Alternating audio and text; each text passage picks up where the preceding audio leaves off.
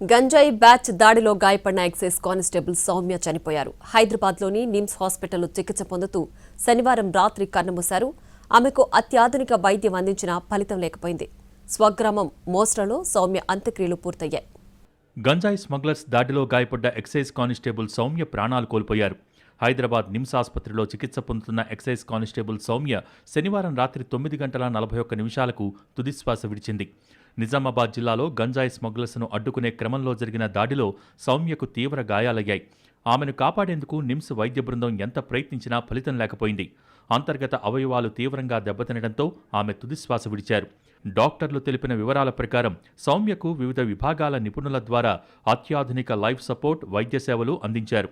కిడ్నీలు, లివర్ వంటి కీలక అవయవాలు దెబ్బతినడంతో డయాలసిస్, ఇతర అత్యవసర చికిత్సలు అందించినప్పటికీ ఫలితం లేకపోయింది.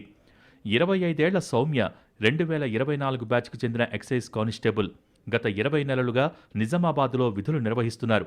విధి నిర్వహణలో ప్రాణాలను పణంగా పెట్టిన సౌమ్య మృతితో ఎక్సైజ్ శాఖలో విషాద ఛాయలు అలుముకున్నాయి. జనవరి 23న నిజామాబాద్ జిల్లాలో వాహన తనిఖీలు నిర్వహిస్తుండగా గంజాయి ముఠా కారుతో సౌమ్యను ఢీకొట్టింది. ఆమె పొట్టపై నుంచి కారును తీసుకువెళ్లారు.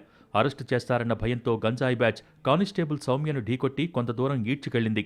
ఈ ప్రమాదంలో ఆమె లివర్, కిడ్నీలు తీవ్రంగా దెబ్బతిన్నాయి. ఒక కిడ్నీని సర్జరీ ద్వారా తొలగించాల్సి వచ్చింది. గాజుల సౌమ్య కుటుంబానికి తెలంగాణ ప్రభుత్వం ఆర్థిక సహాయం ప్రకటించింది. ₹1 నగదు, ఆమె కుటుంబంలో ఒకరికి ప్రభుత్వ ఉద్యోగం ఇవ్వనున్నట్టు మంత్రి జూపల్లి కృష్ణారావు తెలిపారు. విధి నిర్వహణలో సౌమ్య ప్రాణాలు కోల్పోవటం బాధాకరమని, ఆమె కుటుంబానికి ప్రభుత్వం అన్ని విధాలుగా అండగా ఉంటుందని అన్నారు. ఎక్సైజ్ విధి నిర్వహణలో ఉన్న పోలీసులకు ఆయుధాలు సమకూరుస్తామని చెప్పారు. సౌమ్య అంత్యక్రియలు స్వగ్రామం మోస్రాలో జరిగాయి. మంత్రి జూపల్లి కృష్ణారావు, ఎమ్మెల్యేలు పోచారం శ్రీనివాసరెడ్డి, సుదర్శన్ రెడ్డి, నిజామాబాద్ జిల్లా అధికారులు హాజరై సౌమ్యకు నివాళులర్పించారు.